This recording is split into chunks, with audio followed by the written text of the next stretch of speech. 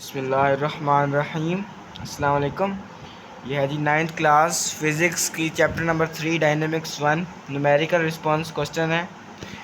तो question numerical response question है, तो न्यूमेरिकल सॉल्व करते हैं। तो क्वेश्चन नंबर 1 में उन्होंने कहा हुआ है, आ boy is holding a book of maths 2 kg। तो उन्होंने हमें मैथ्स बता दिया 2 kg। सबसे पहले मैथ्स लिख लेते हैं। मैथ्स उन्होंने हमें बताया है 2 kg, तो लिख लेते हैं हम।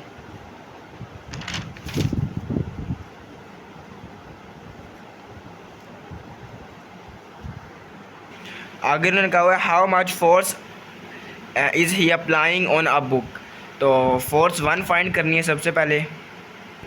आगे जी हम लिख लेते हैं force 1 is equal to, we need to find force 1 find करनी है। अब आगे देखते हैं क्या उन्होंने इन्फॉर्मेशन दी हुई है। आगे उसने कहा हुआ, if he moves with up with acceleration of 3 metre per second square. तो हमें एक्सेलरेशन दी हुई है और how much should force applying on a book, और टोटल फोर्स फाइंड करनी है। तो एक्सेलरेशन हमें उन्होंने दी हुई है 3 metre per second square. Acceleration है 3 मीटर पर सेकेंड स्क्वायर, और मैस 2 कह दें या फाइनल फोर्स 2 कह दें या फाइनल कह दें, ये फाइंड करनी है हमें। तो सबसे पहले हमने फार्मूला लगाएंगे फोर्स का। Force is equal to weight लिख सकते हैं हम ये, एंड वेट का फार्मूला हमारे पास होता है W is equal to mg। इसमें हमारे पास मैथ दिया हुआ है 2 kg। तो सबसे पहले हम वेट निकालेंगे, तो वेट से हमारे पास फोर्स 1 निकल आएगी, और फिर टोटल फोर्स का फार्मूला लगा के हम फोर्स 2 भी हमारे पास आ जाएगी। तो फाइंड कर लेते हैं। वेट इज़ इक्वल टू मैथ हमारे पास है 2 kg, और ग्रेविटी की हमें पता है वैल्यू 9.8। और इसमें जी हमने एक और चीज़ भी फाइंड करनी है, हमारे पास है टोटल फोर्स भी हमने फाइंड करनी है ना। तो फोर्स टोटल भी वी नीड टू फाइंड। ठीक है, तो इससे हमारे पास आंसर आ रहा है फोर्स 1 हमारे पास फाइंड हो गया है। तो हमारे पास ये फोर्स 1 आ गया 19.6। तो फोर्स का स्टैंडर्ड यूनिट न्यूटन होता है, तो हम लगा देंगे 19.6 न्यूटन। अब जी हम फाइंड करेंगे फोर्स 2। तो फोर्स 2 फाइंड करने के लिए सबसे पहले हम फार्मूला लगाएंगे, force 2 is equal to ma। आप अपनी बुक में चेक कर सकते हैं, ये फार्मूला है। हमें मैथ्स भी दिया हुआ है और एक्सेलरेशन भी दी हुई है, तो वैल्यू पुट करके हम फोर्स 2 फाइंड कर लेंगे, और टोटल फोर्स फिर फाइंड करना मुश्किल नहीं होगी।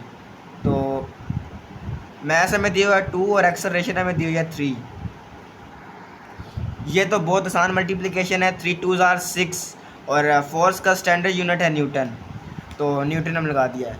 अब हम टोटल फोर्स कैसे फाइंड करेंगे, इसके लिए एक फार्मूला है, total force total is equal to force 1 plus force 2।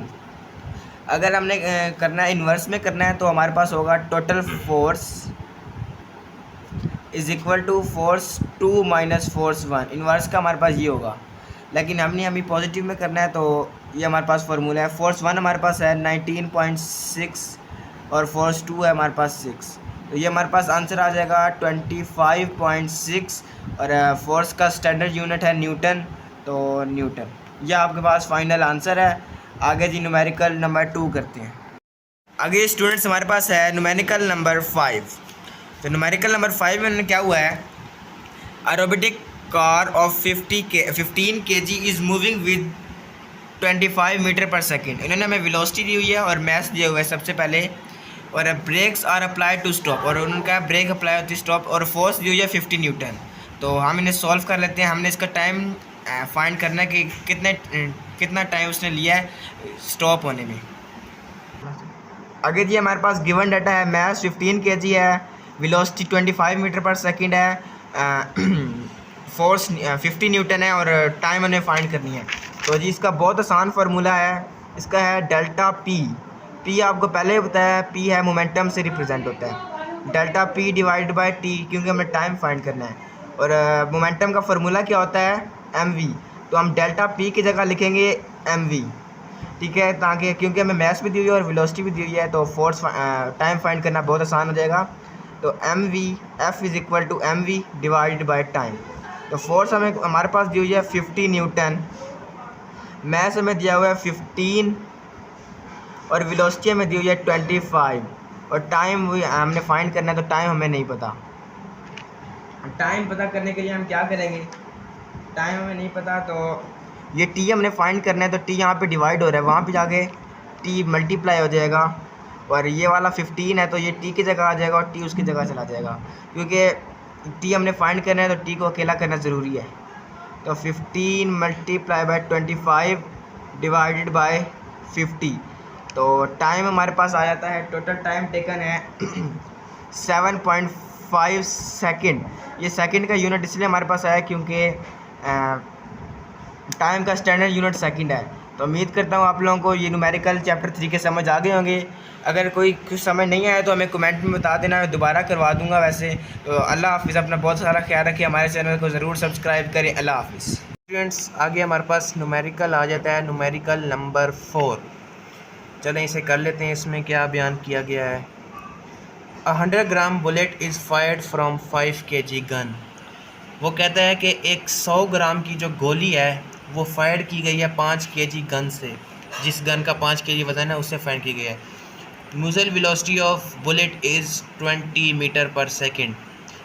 जो बुलेट की वेलोसिटी है, म्यूज़ल वेलोसिटी, वो हमें इसने दी हुई है 20 मीटर पर सेकेंड।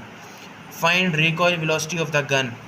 जो गन की रिकॉइल वेलोसिटी है वो हमने फाइंड करनी है, तो चलें कर लेते हैं, देखते हैं इसमें कितनी मुश्किल है। जी स्टूडेंट्स, तो इसका हमारे पास गिवन डाटा आ जाता है। न्यूमेरिकल नंबर 4 का मैस उन्होंने दिया हुआ है 100 ग्राम। ये 100 ग्राम किसका मैस है, बुलेट का, इसलिए इसको हम बी से रिप्रेजेंट कर देते हैं हम किस। तो मैस इस जो 100 ग्राम उन्होंने हमें दिया हुआ है, मैस का कोई स्टैंडर्ड यूनिट नहीं होता, तो इसलिए हम इसको केजी में चेंज करेंगे ताकि हमारा आंसर सही आ सके, वरना इसके साथ आंसर आपका सही नहीं आ सकता। अभी ये मैस जो गन का है वो 5 kg है, तो केजी में पहले दिया हुआ है तो उसको चेंज करने की ज़रूरत नहीं है। जो वेलोसिटी दी हुई है बुलेट की वो 20 मीटर पर सेकंड है और वेलोसिटी ऑफ रिकॉइल गन की हमने वेलोसिटी फाइंड करनी है, रिकॉइल गन की वेलोसिटी फाइंड करनी है। तो इसके लिए हमारा फार्मूला आ जाता है mg मल्टीप्लाई vg। ये मैस ऑफ गन है और ये दूसरा वेलोसिटी ऑफ गन है, ये mg mb, ये बुलेट की बुलेट का मैस है।